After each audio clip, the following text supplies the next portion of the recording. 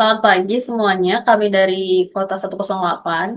Di sini kami akan mempresentasikan hasil dari laporan tugas akhir kami yang berjudul pengembangan aplikasi website pengelolaan tugas dan pengkajian dengan metode weighted sum model pada manajemen proyek yang beranggotakan saya, Gavriela, dengan NIM 2215111 dan rekan saya, Claudia, dengan akhiran NIM 08 dan Rahaditya dengan akhiran NIM 27. Jadi untuk tugas akhir presentasi ini akan disusun berdasarkan urutan dari laporan tugas akhir.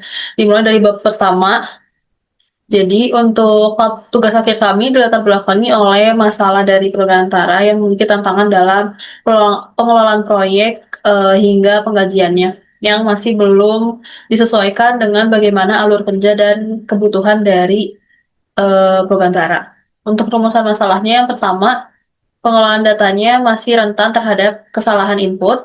Lalu yang kedua, pemantauan atau monitoring proyeknya belum memfasilitasi dalam tindakan untuk melakukan filtering secara dinamis. Yang ketiga, proses perhitungan gaji masih belum mempertimbangkan adanya kebutuhan baru, yaitu menghitung dengan kebutuhan tingkat kesulitan dan prioritas. Dan yang keempat, proses pembuatan slip gaji serta pendataan pembayarannya masih dilakukan secara manual. Selanjutnya, untuk tujuan dari tugas akhir kami, ingin membantu mitra kami dalam membuatkan aplikasi yang dapat membantu dari proses pengelolaan tugas hingga penggajian yang sudah disesuaikan dengan kebutuhan dan bagaimana alur kerja dari perusahaan. Lalu untuk manfaatnya, yang pertama mempermudah dalam pengelolaan proyek. Lalu yang kedua, meningkatkan transparansi dalam monitoring tugas. Yang ketiga, sebagai fasilitasi dalam evaluasi kinerja yang lebih objektif, serta meningkatkan kepercayaan lewat slip gaji dan histori pembayaran maupun pendataan yang lain karena terdokumentasi dengan baik. Selanjutnya, untuk ruang lingkupnya meliputi manajemen proyek, manajemen tugas, hitung nilai kinerja yang menghasilkan slip gaji serta riwayat pembayarannya. Lalu ada hak akses pengguna di mana project manager dapat mengelola seluruh data proyek maupun penggajian. Lalu ada project worker yang bisa mengupdate tugas yang dimilikinya serta melihat slip gaji dan riwayat gaji. Lalu CEO sebagai melihat dari perkembangan proyek maupun data-data pekerja, dan admin sebagai pengelola dari data penggunanya. Selanjutnya, untuk batasan yang pertama, tanggal estimasi anggaran tidak dapat diubah saat proyek berjalan. Lalu bobot kriteria ditentukan manual oleh project manager dan keuangannya dikelola oleh project manager. Lalu gaji tidak mengikuti standar pemerintah yang berlaku. Lalu tidak mendukung transaksi langsung dan tidak menyediakan fitur komunikasi seperti chat. Selanjutnya yaitu metode pelaksanaan. Pada metode pelaksanaan ini menggunakan metode waterfall, di mana dilakukan terlebih dahulu identifikasi masalah, diskusi dan wawancara dengan mitra Progantara untuk mengidentifikasi permasalahan yang ada serta merumuskan solusi yang tepat. Selanjutnya akan dilakukan studi literatur. Pada tahap ini akan dilakukan pencarian dan studi literatur terhadap beberapa konsep dan teknologi yang relevan. Selanjutnya akan dilakukan proses prosedur pengembangan yang akan eh, dilakukan secara sistematis dengan berdasarkan metode waterfall, dan di tahap awalnya akan menggunakan metode prototyping sebagai teknik elisistasi untuk mengelaborasi dan memvalidasi kebutuhan sistem bersama mitra.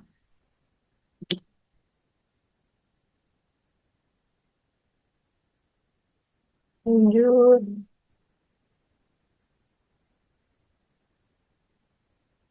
Baik di sini, baik di sini eh, terdapat daftar berisi resiko.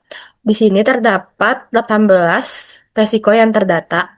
Yang pertama yaitu penundaan dengan menyelesaikan bagian laporan, analisis, atau desain teknis.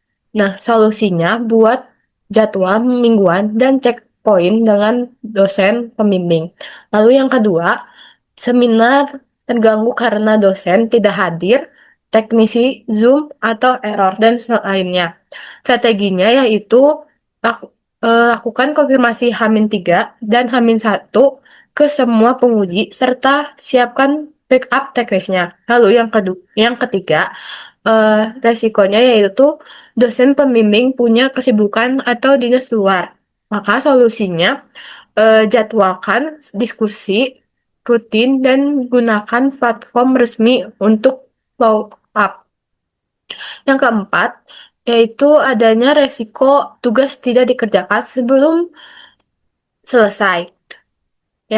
Maka strateginya akui adanya dependensi siap jadwal. Lalu yang kelima itu laptop rusak atau file hilang atau tidak sengaja terhapus. Maka strateginya siapkan backup rutin di cloud. Lalu yang keenam, anggota TA kehilangan semangat atau merasa lelah mengerjakan TA. Maka strateginya lakukan pengolahan waktu dan self-care, komunikasi dengan teman atau orang terdekat. Selanjutnya, yang ketujuh, dosen cepat merespon dan memberikan banyak arahan. Maka strateginya yaitu memanfaatkan momentum atau akselerasi progres tugas. Dan yang kedelapan, resiko mahasiswa menguasai tools lebih cepat. Maka strateginya selesaikan bagian teknis lebih awal untuk memberi ruang pada revisi. Lalu yang kesembilan, kegiatan kampus atau organisasi atau pribadi mengganggu konsentrasi atau menghabiskan waktu. Maka strateginya hindari ikut kegiatan besar saat deadline TA mendekat. Lalu yang ke-10, adanya resiko revisi besar terjadi saat sudah dekat ke seminar atau sidang. Maka strateginya kirim draft lebih awal agar revisi bisa dilakukan bertahap. Lalu yang ke-11, resiko tiba-tiba ada perubahan format laporan, template, atau persyaratan seminar. Maka strateginya ikut info akademik resmi, siap fleksibilitas dokumen. Lalu yang ke-12, resiko listrik mati dan WiFi kampus down. Maka strateginya siapkan alternatif tempat dan backup baterai laptop. Lalu yang ke-13, adanya resiko hujan lebat atau bencana membuat seminar offline atau sidang tertunda. Maka strateginya konfirmasi opsi online jika cuaca ekstrim, rencanakan awal ulang jika diperlukan. Lalu yang ke-14, adanya resiko tools atau software error atau tidak compatible. Maka aku strategi gunakan versi stabil, backup, repo, lokal, dan online. Siapkan panduan turbulence shooting. Lalu yang ke-15, yaitu resiko salah satu anggota tidak perform atau tidak kontribusi seimbang. Maka strateginya adaptasi dan modifikasi agar sesuai kebutuhan sistem TA. Lalu yang ke-16, resiko bisa menggunakan plugin open source atau template siap pakai. Maka strateginya pembagian tugas jelas, dokumentasi kerja, komunikasi intensif, dan rotasi tugas jika perlu. Lalu yang ke-17, adanya resiko masalah kesehatan. Maka ketiganya, jaga pola tidur, makan sehat, dan atur waktu istirahat cukup. Lalu yang terakhir, yang 18, adanya resiko tidak ada umpan balik dari pengguna atau mitra sistem. Lalu strateginya jadwalkan review dengan stakeholder dan gunakan mock-up user untuk validasi. Baik, di sini saya akan menyebutkan pengeluaran yang sudah didapatkan atau dikumpulkan sesuai dengan jadwal IAS praktikum manajemen proyek. Yang pertama ada modal proses bisnis untuk to be dan as is, lalu prototype UI UX awal, lalu software requirement specification atau SRS, Lalu laporan tugas akhir draft 1. Selanjutnya adalah desain UI UX untuk finalnya. Untuk lalu IRD dan skema basis data fisik. Lalu adalah rancangan arsitektur. Dan itu adalah laporan tugas akhir draft 2. Lalu software aplikasi walaupun belum final. Lalu basis data aplikasi. Serta ada hasil unit testing yang juga belum selesai semua. Serta laporan tugas akhir draft 3. Selanjutnya saya akan melakukan demo aplikasi. Di sini pertama-tama kita akan login sebagai akun admin. Setelah login, kita akan menambahkan akun baru untuk project worker yang akan di-invite ke project baru nanti.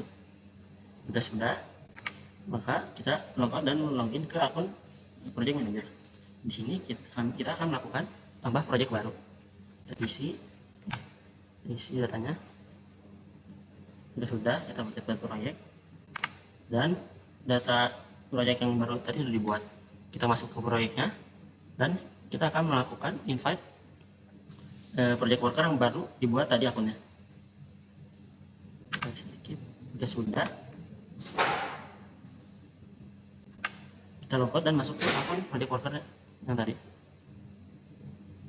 Di sini bisa dilihat kalau notifikasi untuk undangan proyek yang baru dibuat tadi sudah muncul. Di sini kita terima undangannya dan sudah diterima. Selanjutnya kita login ke akun project manajernya lagi. Nah, kita masuk ke proyek yang tadi.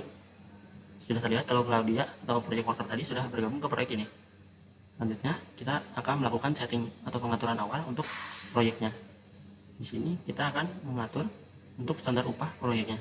Kita tambahkan ini 0 sampai 1 tahun 20.000, standarnya 20.000. Nah, selanjutnya kita assign standar upah untuk project worker ini. Jika sudah kita akan mengatur untuk bobot kredit USN nya. Sini kita default aja 65/35.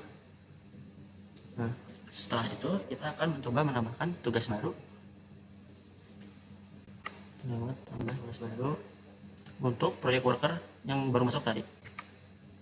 Kita simpan dan data tugas baru tersebut sudah masuk ke Kanbannya. Di sini kita mencoba menambahkan komen.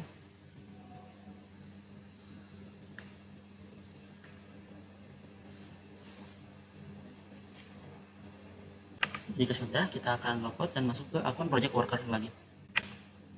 Nah, sudah muncul di notifikasi kalau project manager sudah menambahkan tugas ke project worker ini. Di sini dia sudah bisa melakukan tugasnya. Dia menambahkan komen baru untuk di tugas yang dia assign sebelumnya. Di sini dia mengubah status dari tugas yang dia kerjakan ini.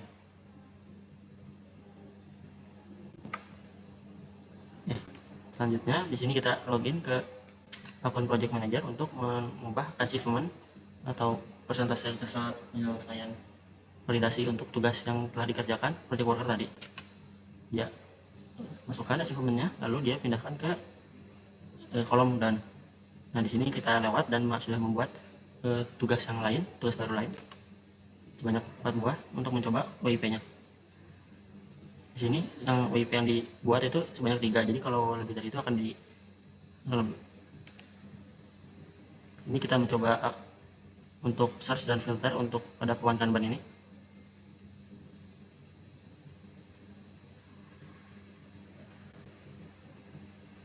Selanjutnya kami akan melakukan membuat slip gaji.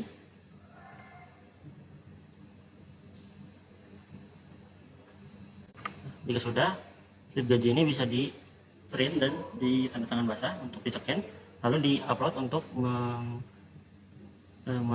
mengaccept atau mengesahkan slip gaji yang dibuat ini. Jika sudah, nah ini dia statusnya sudah approve untuk slip gaji ini. Nah, jika sudah melakukan pembayaran atau sudah menambah slip gaji yang sudah di-approve, maka pengaturan proyek menjadi dibatasi supaya menjaga integritas datanya. Sekian pemaparan dari kami. Terima kasih atas perhatiannya. Selamat pagi.